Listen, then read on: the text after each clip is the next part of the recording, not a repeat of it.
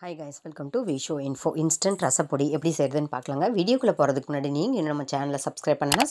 அப்படியே பக்கத்தில் இருக்கிற பெல் ஐக்கானை கிளிக் பண்ணுங்கள். அப்போ தான் நான் போஸ்ட் பண்ணுற வீடியோ எல்லாத்தையும் நீங்கள் உடனே பார்க்கலாம். வீடியோக்குள்ளே போகலாங்க.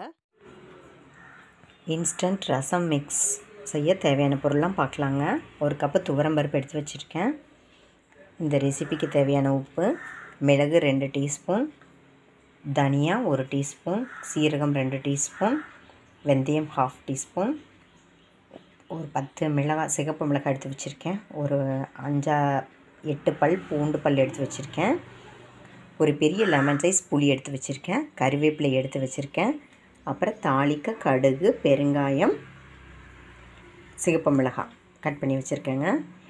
இப்போ எப்படி செய்கிறதுன்னு பார்க்கலாம். இதையெல்லாம் ஃபஸ்ட்டு நல்லா வறுத்து எடுத்துக்கணும். எப்படி செய்கிறதுன்னு பார்க்கலாங்க. ஒரு பேனை ஹீட் பண்ணி வச்சுருக்கேங்க. பேன் ஹீட் ஆகிடுச்சு. இப்போ நம்ம எடுத்து வச்சுருக்கிற துவரம்பருப்பை நல்லா வறுத்து எடுத்துக்கலாங்க. ஏன்னா ரசம் மிக்ஸ் அப்படிங்கும்போது ரொம்ப நாளைக்கு எடுத்து வச்சுருப்போம். அது கெடாமல் இருக்கணும் அப்படின்னா இந்த மாதிரி நல்லா பக்குவமாக வறுத்து எடுத்துக்கணும். இது ஓரளவு நல்லா கலர் சேஞ்ச் ஆகிற வரைக்கும் நல்லா வறுத்துக்கலாங்க. பாருங்கள், பருப்பு நல்லா இந்த அளவுக்கு வந்த உடனே நம்ம இந்த ரெசிபிக்கு தேவையான உப்பு எடுத்து வச்சுருக்கோம். அதையும் சேர்த்து வறுத்துடலாம். எப்படியும் உப்பில் ஈரம் இருக்கும். அது உப்பில் இருக்கிற ஈரம் போக அதையும் நல்லா வறுத்து எடுத்துக்கலாங்க. அப்போ தான் நம்மளோட ரசம் பவுடர் கெடாமல் இருக்கும். இதை ஒரு செகண்ட் நல்லா வறுத்துக்கலாங்க. நம்ம பருப்பு வறுத்தது போதும். இந்த உப்பில் இருக்கிற ஈரம் போகிறக்காக தான் இப்போ நம்ம வறுக்க போகிறோம். உப்பு சேர்த்த உடனே அந்த ஈரம் இருக்கிறதுனால சவுண்டு வித்தியாசமாக வரும். அவ்வளோதாங்க. அந்த ஈரம் போக வறுத்துட்டால் போதும். பார்த்திங்களா, முதல்ல நம்ம சேர்த்த உப்புக்கும் இப்போ நமக்கு வித்தியாசம் தெரியும். பார்க்குறக்கே நல்லா உதிரியாக இருக்கிற மாதிரி இருக்குது. அவ்வளோதாங்க. இப்போ இதை ஒரு பிளேட்டுக்கு மாற்றிக்கலாம்.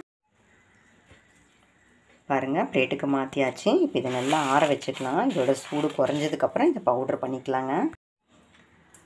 இப்போ நம்ம பருப்பு வறுத்த அதே பேன்லேயே நம்ம எடுத்து வச்சுருக்கிற எல்லா திங்ஸையும் ஒன்றாவே சேர்த்துக்கலாம். மிளகு, சீரகம் கம்மியான குவான்டிட்டிங்கிறதுனால நாம் இப்போ இது எல்லாமே ஒன்றாவே சேர்த்துக்கலாங்க.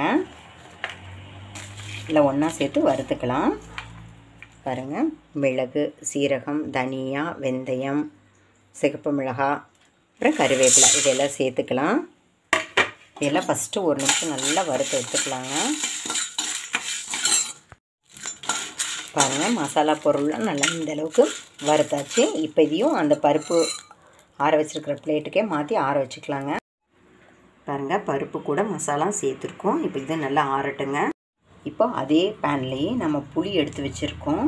புளியில் இருக்கிற கொட்டை, தூசி, குப்பை எல்லாம் எடுத்துடலாங்க. இந்த மாதிரி நல்லா உதுத்து போட்டோம்னா சீக்கிரம் அது ரோஸ்ட் ஆகிடும். அதாவது நல்லா வறுத்துடலாம். அதனால் அதுக்கு தகுந்த மாதிரி நம்ம பிரித்து போட்டுக்கலாங்க.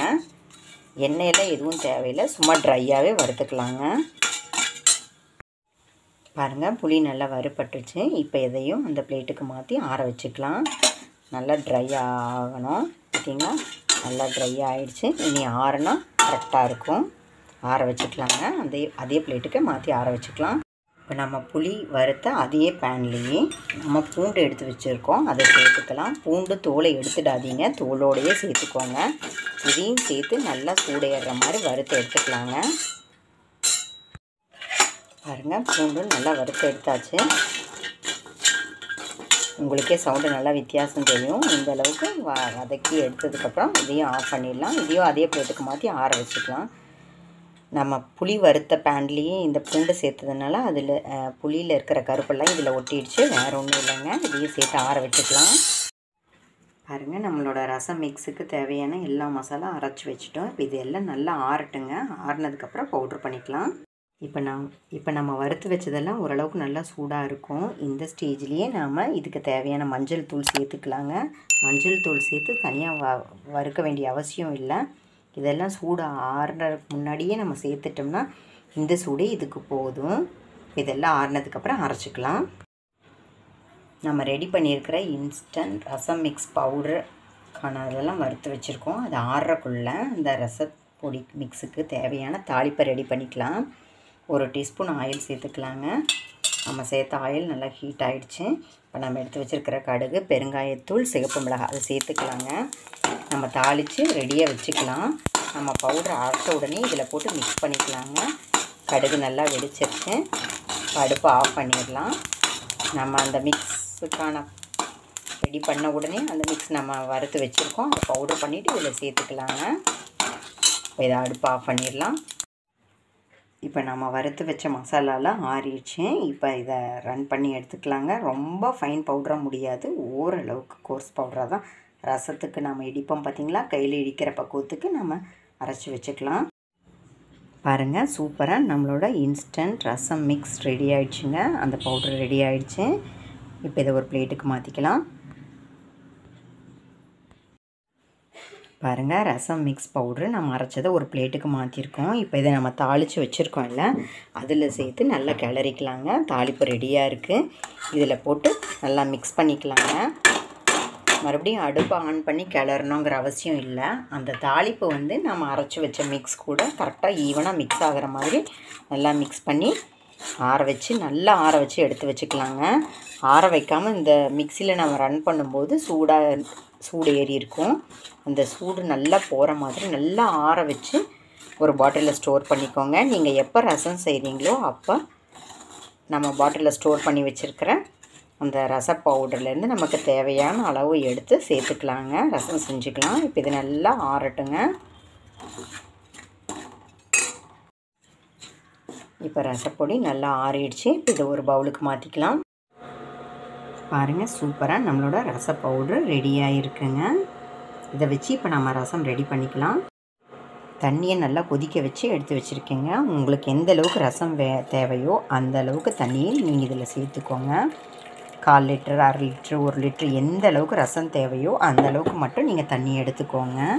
இப்போ நம்ம ரெடி பண்ணி வச்ச ரச பவுடர் இருக்குது பார்த்திங்களா, நம்ம எடுத்துருக்கிற தண்ணிக்கு தகுந்த மாதிரி நீங்கள் சேர்த்துக்கோங்க. ரெடியாக வச்சுருக்கிற ரச பவுடரை நம்ம இதில் மிக்ஸ் பண்ணிக்கலாம்.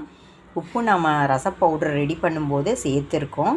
நாம் சேர்க்கிற தண்ணியோட அளவுக்கு தகுந்த மாதிரி உப்பு மட்டும் சேர்த்துக்கோங்க. பத்தலைன்னா டேஸ்ட்டு செக் பண்ணிவிட்டு சேர்த்துக்கோங்க. கறிவேப்பிலை விருப்பம் இருந்தால் சேர்த்துக்கோங்க. அவ்வளோதாங்க, சூப்பராக நம்மளோட இன்ஸ்டன்ட் ரசம் ரெடி ஆகிடுச்சு. இதை மறுபடியும் கொதிக்க வைக்க வேண்டிய அவசியமே இல்லைங்க.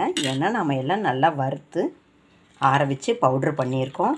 ரசம் சூப்பராக ரெடி ஆகிடுச்சு. ஆனால் சாப்பிட்றதுக்கு ஒரு 10 மினிட்ஸ் முன்னாடி நாம் இந்த மாதிரி மிக்ஸ் பண்ணி வச்சிட்டோம்னா நம்ம சேர்த்த தண்ணியில் அந்த புளிப்பு, காரம், உப்பு எல்லாம் இறங்கி ரசம் சாப்பிட டேஸ்ட்டாக இருக்குங்க. அவ்வளோதான், வேறு ஒன்றும் இல்லை. நீங்கள் உடனே மிக்ஸ் பண்ணி சாப்பிட்லாம். ஆனால் நல்லா ஊறிடுச்சுன்னா நம்ம அப்போ தான் ரெடி பண்ண ரசம் மாதிரி தெரியும். டேஸ்ட்டை செக் பண்ணிவிட்டு உப்பு தேவைன்னா தாராளமாக சேர்த்துக்கோங்க. இதுக்கு மேலே உங்கள்கிட்ட தக்காளி ரெடியாக இருந்தால் வேணால் கட் பண்ணி போட்டுக்கோங்க. அவசியம் இருந்தால் சேர்த்துக்கலாம். ஏன்னா நம்ம இன்ஸ்டன்ட் ரசம்னு ரெடி பண்ணியிருக்கோம். அப்போ நம்ம அதை அப்படியே போட்டு மிக்ஸ் பண்ணி சாப்பிட்றது தான் இன்ஸ்டன்ட் ரசம். டேஸ்ட்டு செக் பண்ணிக்கோங்க. சூப்பராக ரெடி ஆகிடுச்சு. என்னங்க, சூப்பராக நம்மளோட ரசப்பொடி ரெடி பண்ணிட்டோம், ரசமும் ரெடி பண்ணிட்டோம். நம்ம ரெடி பண்ண ரச பவுடரை வச்சு ரசமும் ரெடி பண்ணிட்டோம். என்னங்க, இந்த ரெசிபி உங்களுக்கு பிடிச்சிருந்தா லைக் பண்ணுங்கள், ஷேர் பண்ணுங்கள், கமெண்ட் பண்ணுங்கள். ஞாபகமாக சப்ஸ்கிரைப் பண்ணுங்கள். ஓகே, பாய்.